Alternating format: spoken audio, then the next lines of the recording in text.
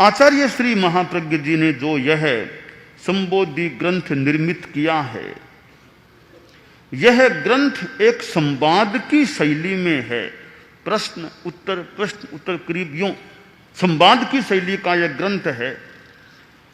और मुनि मेघ को एक माध्यम बनाया गया है, यानी एक बात को बताने का तरीका है।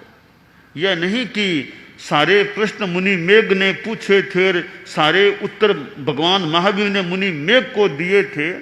वस्तुतः ऐसी बात नहीं लगती, परंतु यह लेखक कवि निर्माता की अपनी एक शैली है, ऐसा प्रतीत हो रहा है। और शैली उन्होंने यह अपनाई है कि मुनि मेघ को प्रश्नकर्ता के रूप में एक स्थापित कर दिया गया है और भगवान महावीर को मुनि मेघ को उत्तर देने वाले के रूप में स्थापित कर दिया गया है। यह एक शैली है, एक माध्यम है। इस शैली के माध्यम से जो हमारे आगम के सिद्धांत हैं, ज्ञान हैं, वो ज्ञान की बातें उस शैली के माध्यम से इस ग्रंथ में निहित कर दी गई हैं।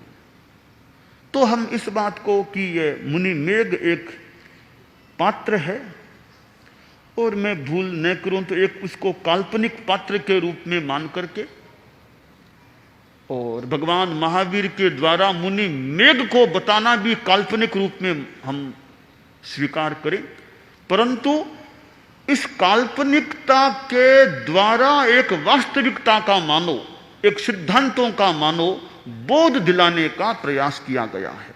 वो बोध अपने आप में नवनीत है, महत्वपूर्ण है।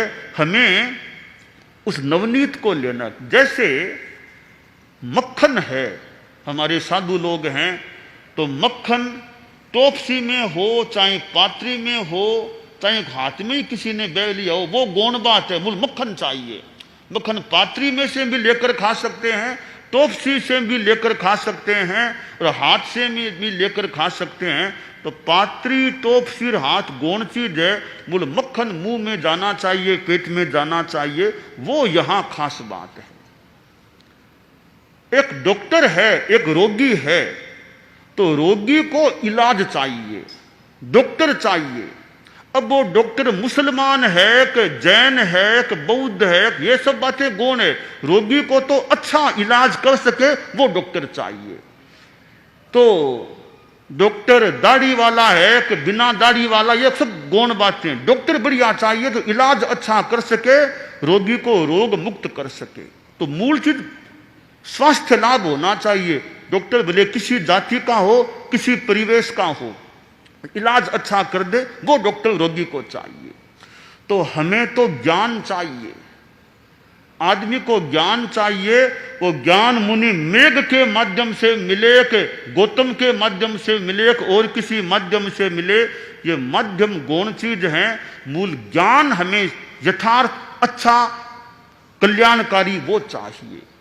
तो ये मुनि मेघ एक पात्र है, और भगवान महावीर भी मुनि मेघ को उत्तर देने के रूप में एक महापात्र हैं। परंतु इस माध्यम से जो इस संबोधि में ज्ञान की बातें बताई गई हैं, वे ज्ञान की बातें अपने आप में खास चीज है। हमें उन बातों को ग्रहण करने का, समझने का, आत्मसात करने का प्रयास करना चाहिए।